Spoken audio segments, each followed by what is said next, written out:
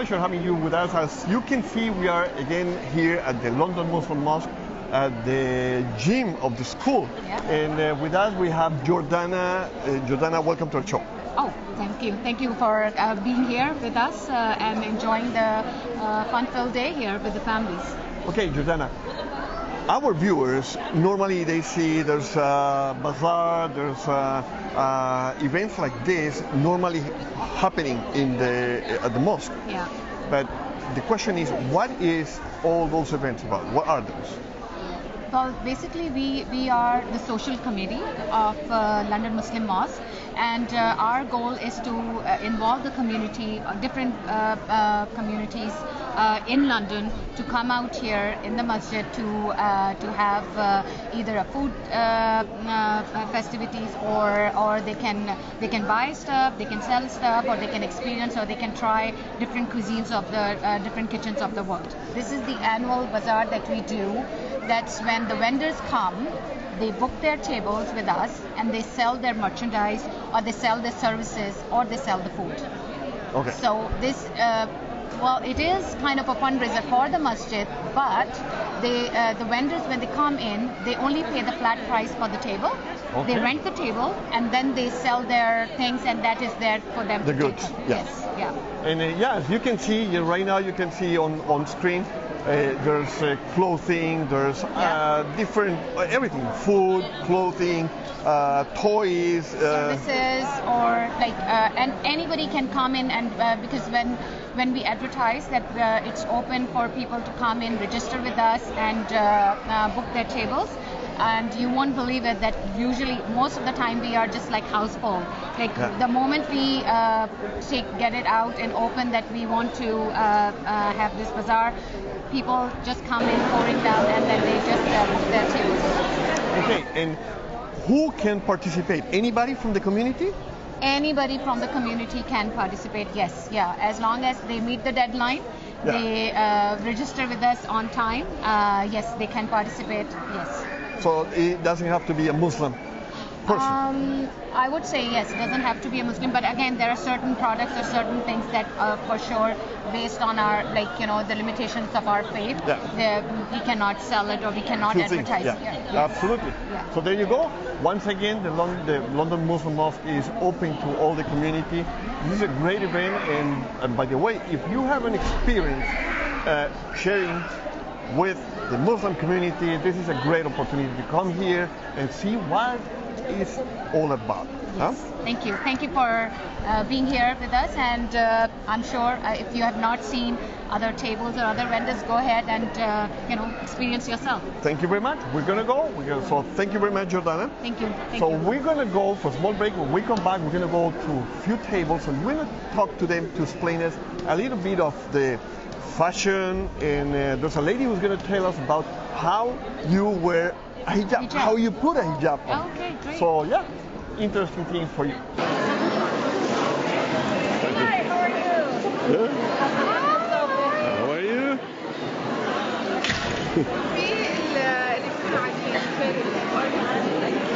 How are you? Here we are with Abir. Welcome to our show. Welcome to you. Thank you very much. Okay, Abir has a store full of clothes and hijabs and decorations and many things, but we want her to tell us, what is this all about? This is like an Islamic products. All of it are Islamically, and I have lots of different types. Here on this side there is Ramadan decorations, because Ramadan is about to come. It's after 1 month about. We have coffee, the Arabian coffee. We have hijabs. We have prayer gowns, prayer mats. We have also here behind me, there is the canvases with ayat or with mosques on them. So I have lots of things. Okay. Here. And we were talking about before cameras, after behind cameras, we're talking about the hijabs. So why don't you tell us, there's too many different types of hijabs and styles, and tell us a little bit about that. There are lots of different types. There is the rectangular long ones. It's like the one I'm wearing. You wrap it around the head. There is like this one. It's like a turban. It's like a hat. on or a cap. So on just put it on. Yeah, you put it on. There is like the ninja type, which is long and it covers the shoulders. Yeah. There is another one like this one, which is like the ninja, and you wear it and then you put this over it. It's stylish. It's called golf hijab. Golf. Yeah, and Which one is the most common one? here the rectangular, Rectangular. and the square ones. Yes. Okay. And is a reason And the why? turbans also. Yeah? Yeah. And is there a reason why it's more comfortable? It depends, Let's tell our viewers, they don't know anything about hijab. Yeah, I know, but it depends on what you like. You Yeah. know, some people they like to wrap it to make different styles. They can make it like a bun. Okay. They can do different types with it. But these ones, it's only you put it. That's it. That's you it. can't, you know, Okay. make more stylish. Stylish, yes. Yeah, okay. So it depends on Which the one is person. more comfortable? Because we've seen that Of course, sometimes the they ninja, move it. The Yeah. ninja, you put it on. That's it. That's it. Yeah. Okay, you don't But have to it's be not that stylish. okay. Yeah. Okay. And when as you sell them, who's buying which type of hijab? The youngest wear more the ninja one or the square one? For the Old people, yeah. young girls at school, they like the ninja one Yeah. because it's, you know, you only put it Yeah. and that's it. For grown-ups, it depends. Some of them, like the Iraqi people, they like the turbans. Okay. Most of them, they use the turbans. Other nationalities, they use the rectangular one. Yeah. Like the people from the Gulf, they like this one a lot. Okay. So it depends. Yeah. Okay, thank you very much. It's a pleasure. Welcome. And yeah, if you need a hijab or you need anything, there's the contact information. They can contact me by WhatsApp. They can call me. My phone number is 519-694-9134. My business is Ritaj Gallery. I have lots of also these paintings, the ones behind me. Even non-Muslims, they sometimes take Beautiful, yeah, things like beautiful that. paint. Yeah. So it depends. Okay. Well, thank you very much, and Welcome. wish you the best luck today. And, Thank you very much, and I'm happy to be with you today. Thank you very much. Thank you. So, okay, we're going to go for a small break, and when we come back, we're going to continue here at the London Muslim Mosque and the Bazaar.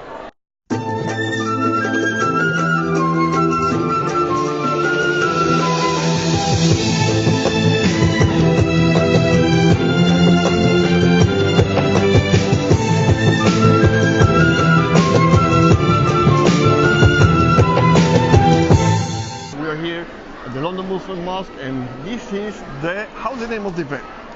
So this is called the International Food and Shopping Fair.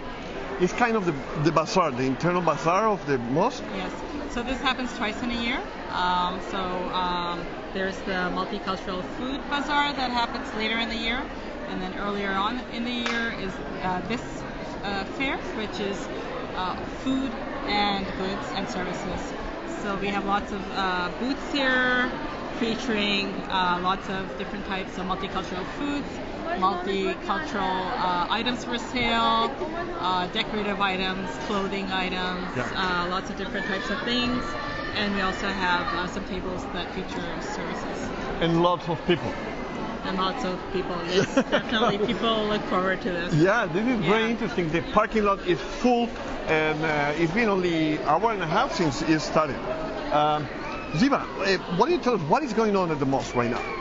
Well, we have the Quran and Hifz program, which is a great program which takes place after school.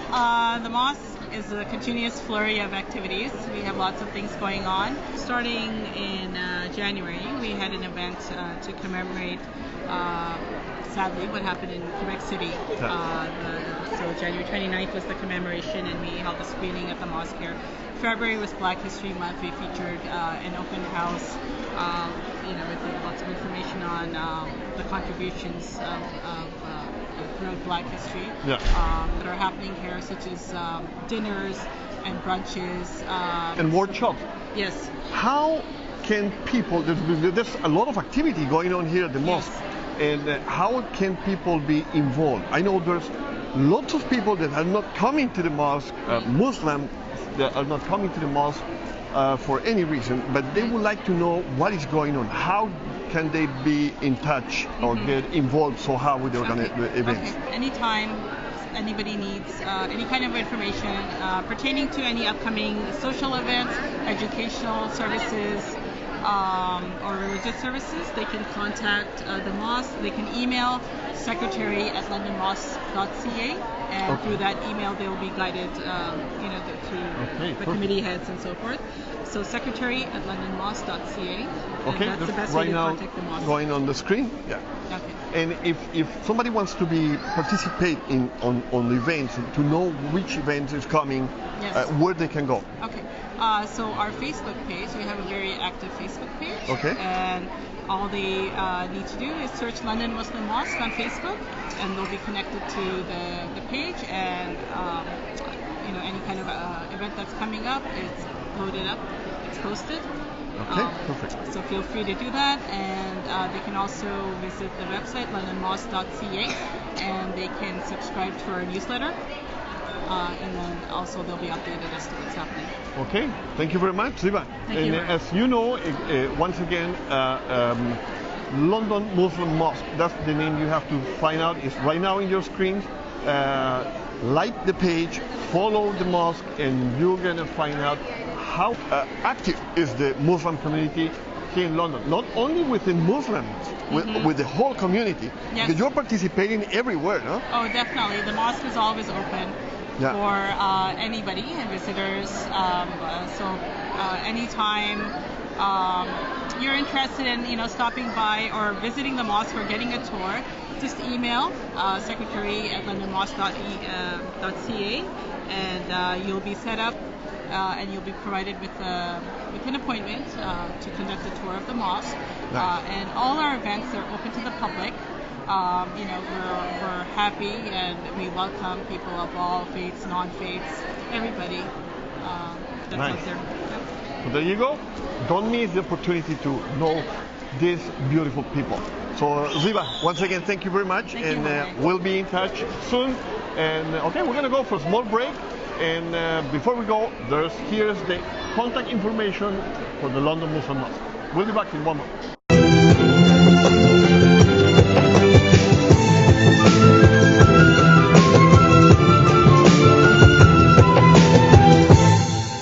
Can we continue at the London Muslim Mosque here with Imam? Ramadan is coming. And what is going to happen this year? How is going to be that Ramadan? So Ramadan is always a very special time for our community. It's the 9th month of the Islamic calendar, and so because the calendar is based on the lunar cycle, it shifts back about 10 or 11 days every single year in comparison to the solar calendar. Once the month of Ramadan begins, this is really a time of reflection. It's a time of giving, of generosity, and for Muslims it is a time that is also known for the fasting, the obligatory fast that Muslims do, where they refrain from eating and drinking from the time of dawn all the way until sunset. And so this time of year we're going to be fasting for around 17 hours of the day.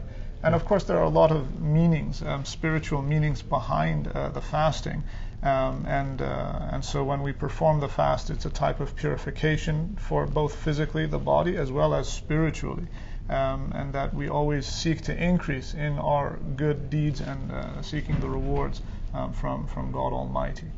And so on a nightly basis, we'll actually be coming to the mosque, and there are special prayers that are done during the month of Ramadan. They're called Taraweeh, where we will begin praying at around 10:40 or 10:45, and then we'll continue for about an hour to an hour and a half. And during this prayer, we actually end up reciting the entirety of the Quranic scripture. There's always a dinner after the breakfast. Sure.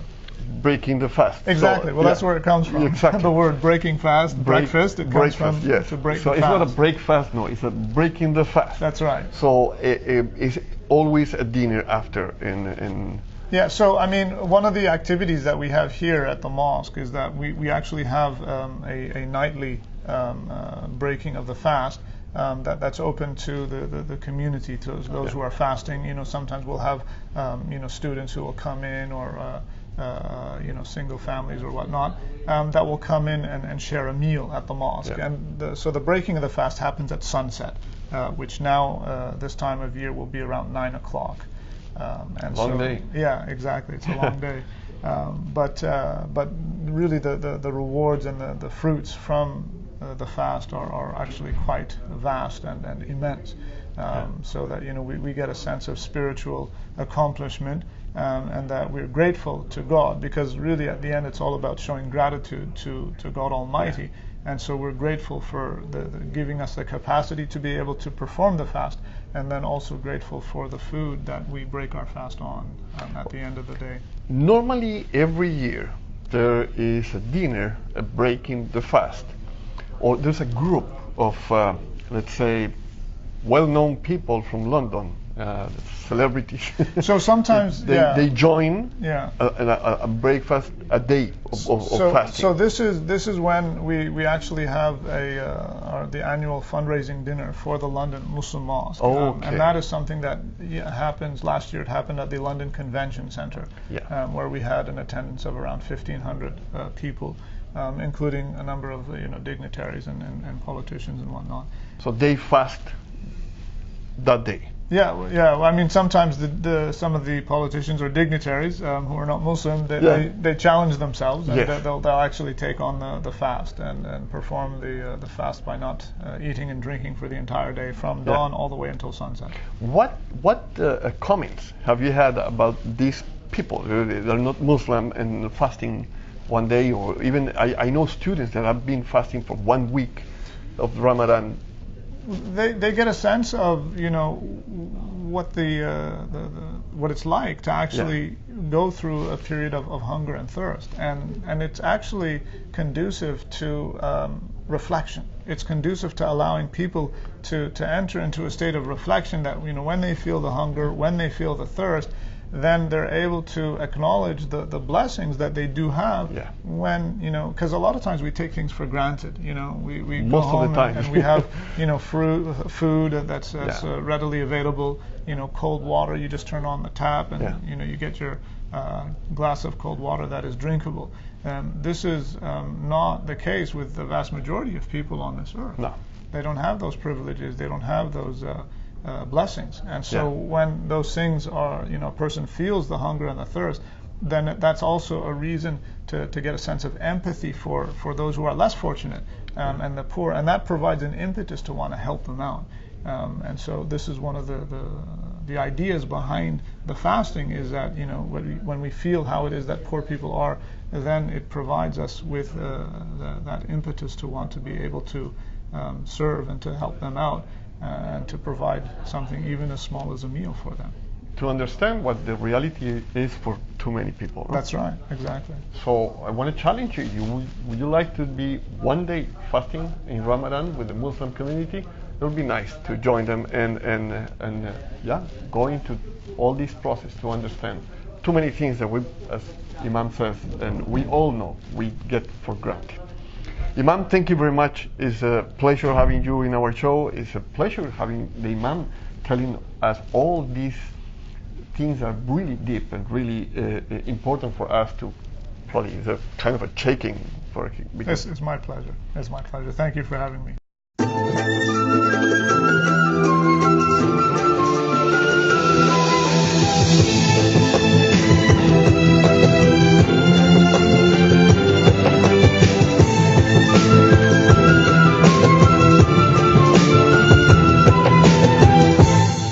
Why did you start playing the tabla? Okay, my grandpa was in the Lebanese army. He was the leader of the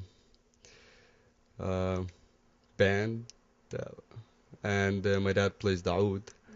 So I guess it's in the family. I kind of had it in me that I like to play the drum. So. When did you start playing it? When I was 6 years old. I started playing my drum, and that's when I got my first drum. It was an old drum made of fish leather, and I wish I kept it. Have you ever played for a band before? Yeah, I used to have a band in UAE. I used to play there, and we used to play in mahrajanat and big festivals and stuff. Um, I performed in the high schools back home, and I got the first place. And then we moved to Canada, and sometimes I play with a band. Well, we call it a band, me and a couple of guys, but it's not as serious as back there. So I played for the MSA a couple of times. Do you feel like you felt like you couldn't let go of the tabla even though you're living here in Canada? It's part of your identity and part of who you are? Oh yeah, I have to play it. It's like sometimes I'll be sitting at home and then I just go grab it and play the drum by myself because it's like it's like working out for me or eating or studying, you know, you have to play the drum. It's something in you, right? And yeah, I think I'll be playing it all the time. You know, my mom loves it. My dad loves it.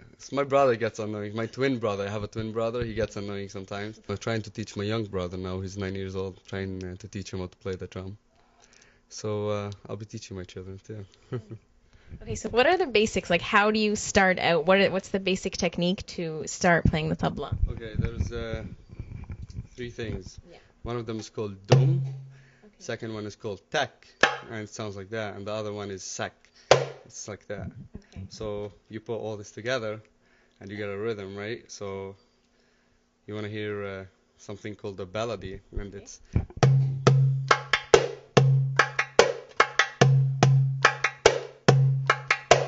So that's two dom, two taks, and one sak. Okay. There's something called Saidi, and that's from Egypt, Yes. and it's.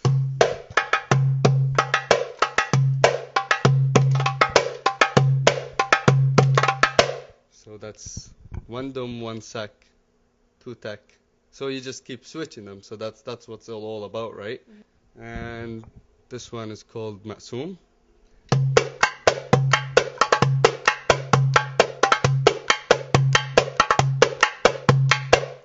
And this one called Baladi.